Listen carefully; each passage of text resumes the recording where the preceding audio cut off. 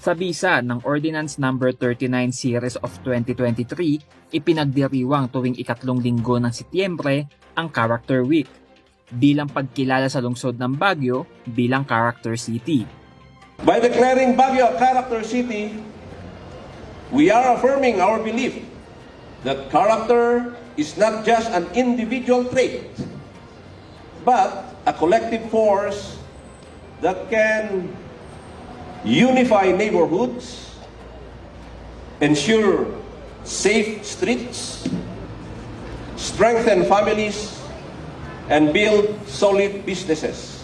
Ayon pa sa main author nito, isa sa mga patakaran ng pagiging civil servant ay ang pagsasagawa ng character-based approach sa pamamahala, kung saan ang bawat mamamayan, pinuno ng komunidad, opisyal at empleyado ng pamahalaan ay nagsisilbing modelo o huwaran ng kagandahang asal.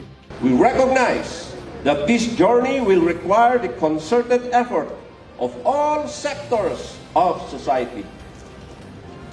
The Character City program will touch every aspect of life in Baguio, from the barangays to the city government, from educational institutions to businesses, and from law enforcement to the media. Binabalik-balikan ng Baguio City hindi lamang sa angking ganda ng syudad, kundi pati na rin sa kagandahang asal na patuloy na ipinakikita ng mga residente.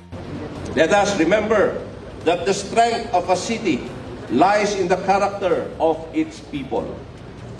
Let us strive to be examples of the virtues we wish to see in our beautiful city of Baguio. Let us work together to build a city that future generations can be proud of. Conan Gulapa para sa PIO, Baguio Balita.